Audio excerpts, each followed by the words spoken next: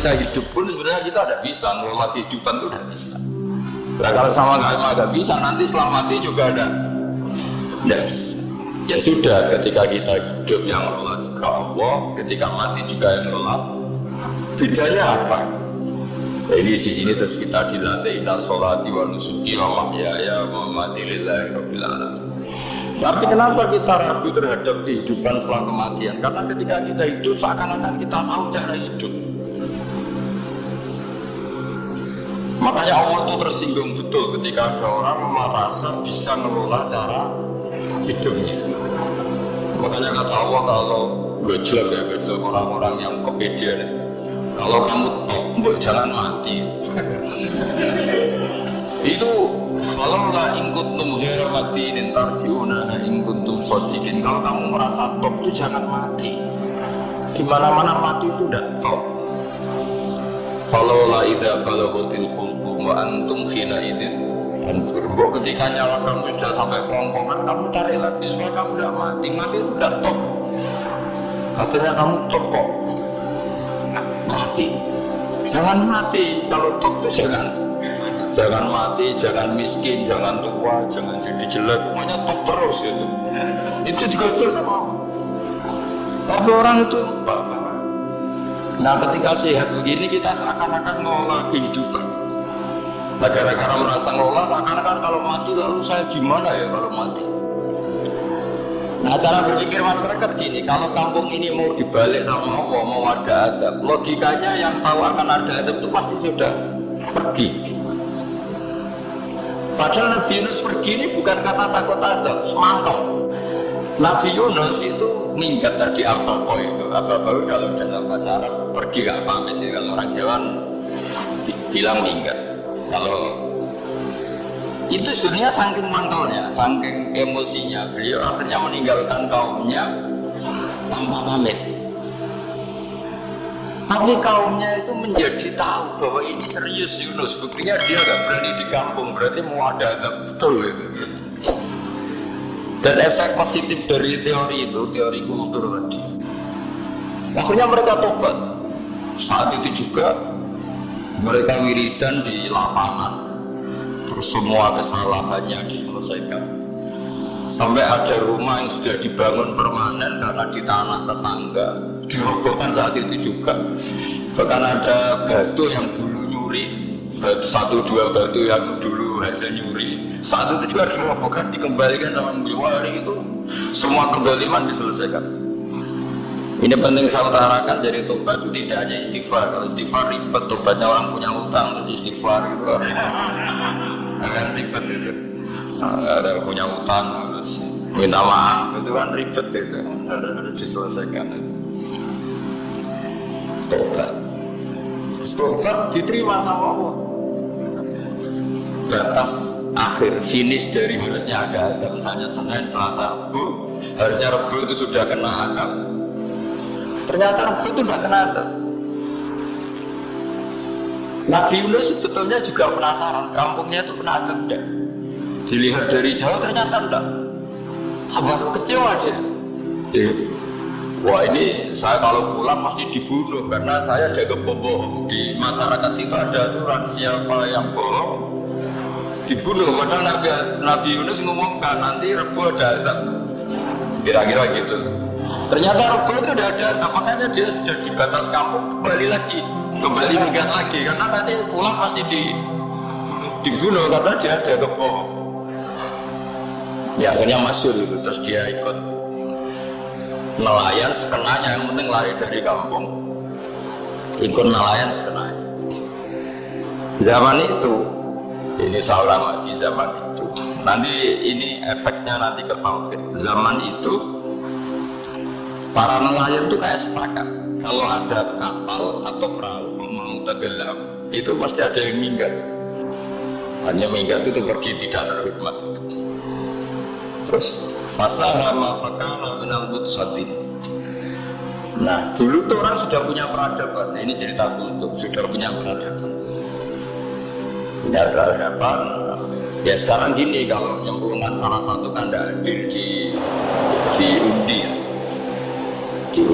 Ternyata yang keluar dia Nabi Yunus. Terus mereka tahu ini orang nggak pantas dikorbankan karena Nabi di mana-mana tuh ganteng. Allah itu punya sunat unik. Nabi itu harus paling ganteng di kampungnya. Nasabnya juga harus paling baik. Kabar-kabarnya juga istrinya harus paling cantik. Itu malah aturannya gitu. Nggak tahu saya. Dulu saya juga janggal. Kenapa Nabi aturannya harus gitu? Tangan-tangan di pemimpinnya elek milisin gitu. Maksudnya kalau pemimpin dia bahasa kritik itu kan iya gitu rasanya. Jadi Nabi itu pasti itu paling ganteng di kampungnya, terus dari nasab yang terbaik, terus rata-rata istrinya itu ya selain solihah itu yang paling ganteng. Karena ya dibully kan, sowar tidak jadi Nabi, jenela kan jadi ribet kalau misalnya ada yang bully gitu kan juga ribet. Singkat cerita terus dia akhirnya ditenggelamkan, dibuang karena beliau seorang Nabi. Beliau ditelannya. Iltiqam itu tidak digigit, ditelan. Karena ditelan beliau dan alami dikunyah, ditelan. Iltiqam itu ditelan. Karena beliau seorang Nabi di dalam batnil khut itu di perut. Itu dia wiridan. Dan barokahnya wiridan itu perut ikan ini menjadi masjid. Dia nyaman, di situ nyaman karena terus ngalami karomah. Ikan wali itu ngalamin karomah. Nah, kesimpulan dari cerita ini itu apa? Masyarakat itu akan selalu dengan kulturnya sendiri. Para nabi juga punya kultur sendiri. Dan Allah yang mengelola itu semua. Saya ulang lagi, Allah yang mengelola itu semua. Makanya terus dua kultur ini, kalau Allah menghendaki itu gampang sekali. Akhirnya yang terjadi apa? Nabi Yunus ya dikasih sanksi Allah karena pergi tidak pamit. Masyarakatnya justru enggak karena tobat. Dan tobatnya masyarakatnya ini karena kekeliruan Nabi Yunus. Keliru dengan mana bukan dosa. Andai kan Nabi Yunus saat itu kok di rumah ingin menyaksikan adab, itu masyarakat pasti gak percaya kan ada adab. Mau ada adab kok dia di rumah gitu. Jadi unik, Allah cara mengelola masyarakat itu unik. Nah, dari keunikan cara Allah ini kemudian lahirlah ilmu yang bernama ilmu tauhid, ilmu tawakal, ilmu pasrah nang pengiran. Karena kemarin pas Pak Yusuf sama Bu Sulis soal saya itu tak beri cerita. Karena Allah bikin dinosaurus itu punya rencana dihancurkan ya. Sementara ayam dah rame-rame itu jauh. Sehingga ya sudah. Nah, agama itu seperti itu. Agama itu sesuai rencana Tuhan. Sehingga ini cerita Nabi. Sehingga Nabi itu kadang nggak tahu bedanya antara sesuatu yang punya data, punya perangkat untuk menuju A misalnya. Itu nggak tahu bedanya. Jadi kalau Nabi ditanya misalnya, unta itu lahir dari betinanya, dari indukannya bisa, ya bisa. Lahir dari batu, jawabnya ya bisa. Kalau dia seorang Nabi pasti jawab bisa. Jadi kalau Nabi ditanya, mata air itu keluar dari bumi kedalaman 7 meter bisa. Keluar dari sini, dari meja, jawabannya ya bisa. Karena Nabi itu saking dekatnya Allah, tahu betul bahwa perangkat di dunia ini tidak bisa mendikte Allah. Semua itu kehendak Allah. Logika yang terbangun Nabi itu sebenarnya gampang ya. Kalau kita teliti itu banyak gampang itu sesuatu yang benar itu pasti bisa dijelaskan secara gampang. Nah ini ngaji tauhid biar tidak terlalu berteori itu. Karena kalau saya cerita uang pintar jenengan. Dan saya ada ingin pintar tentang uang. Tak beri contoh. Nah ini sebenarnya nanti kalau sampai suatu saat meninggal ketemu mungkar nakir itu tahu cara menghadapi. Nanti tak warai tekniknya. Makanya ada cerita agama ini baik sekali. orang bocorkan ujian nasional itu kriminal, bisa ditangkap loro sipil. Tapi agama ini pertanyaanmu karena dibocorkan semua kiai, itu gak ditangkap sama masyarakat. Harusnya kan rugi karena ini pertanyaan. Tapi semua kiai kan sudah membocorkan. Nanti pertanyaannya di kuburan itu mana? Bukan Tuhanmu siapa, agamamu apa? Itu kan sudah dibocorkan. Tapi itu gak dianggap kriminal. Sementara kita sekolah SD, sekolah SMP bocorkan soal itu dianggap kriminal. Padahal harusnya boleh. Maksudnya kalau menuruti teori itu harusnya boleh kan? Mau pertanyaanmu karena akhirnya dibocorkan kan? Ya tapi kan nggak ada itu. Harusnya boleh, tapi kan terjadi gak ujian kalau dibocorkan itu. Karena agama ini begitu baik, pertanyaan yang taruhannya surga neraka saja dibocorkan.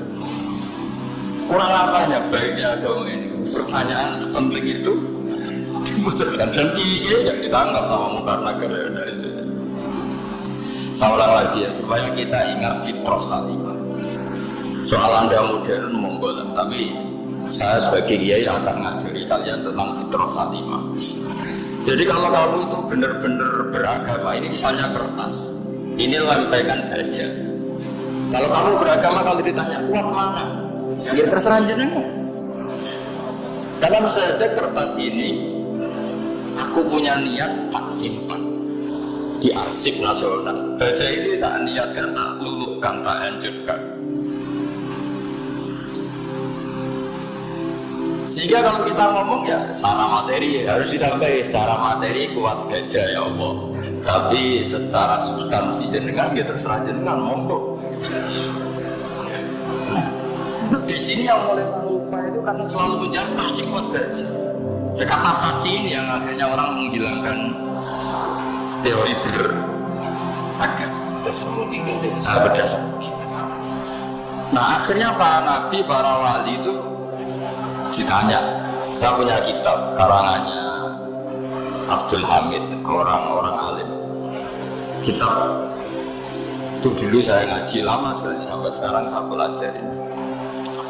Manusia itu dijebak hukum adat, padahal adat itu ya tidak terlibat. Misalnya kalau ada telur jadi ayam normal ya. Ya tadi indukan unta melahirkan unta normal itu, indukan sapi melahirkan sapi normal. Tapi kalau para nabi itu bilang ya agak normal. Nggak normal artinya tetap ada kekuatan Tuhan. Indukan unta tahu apa tentang unta? Dia punya kekuatan apa? Bisa melahirkan unta, bisa menciptakan unta di perutnya, bisa ada jantungnya, ada paru-parunya, ada ususnya. Dia bisa apa? Di situ ada tangan Tuhan. Karena para nabi cara berpikir gitu melihat tembok ya sama. Tembok sama indukan unta itu sama-sama mungkin mengeluarkan unta. Sehingga ketika Nabi Soleh ditanya, bukti apa kekuasaan Tuhanmu? Apa bisa mengeluarkan unta dari batu besar ini? Jawabannya Nabi Soleh ya bisa, sudah bisa. Dan mukjizatnya Nabi Soleh masyhur itu keluarlah unta dari batu. Karena secara teori ya tadi, coba unta indukan itu apa seorang profesor, apa seorang ilmuwan sehingga bisa menciptakan anaknya. Apa dia terlibat dalam menciptakan jantungnya, paru-parunya, ususnya? Kan tidak juga. Telur bisa apa? Gobloknya bukan main telur itu. Tapi bisa mengeluarkan ayam, dia bisa apa? Nah, para nabi, para wali itu tahu semuanya itu kekuasaannya Allah. Nah kalau karena kekuasaan Allah bedanya apa dengan tembok? Makanya Nabi Muhammad ketika di padang pasir semua sahabat bingung, nggak ada air, ya Nabi santai aja. Ini gimana Nabi nggak ada air, nanti orang mati kehausan. Nabi ya santai aja. Kamu ingin air katanya? Iya. Nabi nunjuk apa itu ya sudah terus ada air. Ada yang keluar dari jemarinya, ada karena Nabi itu nggak tahu bedanya antara ini mungkin dan tidak mungkin itu nggak tahunya itu ya semuanya itu Allah. Kalau kamu kan enggak, wah daerah gini nggak mungkin ada air. Ini kan padang pasir. Air itu biasa di daerah hutan gini malah berteori macam-macam. Seakan-akan tidak ada Tuhan. Jadi kalau orang nggak bakat wali pasti berpikirnya gitu. Makanya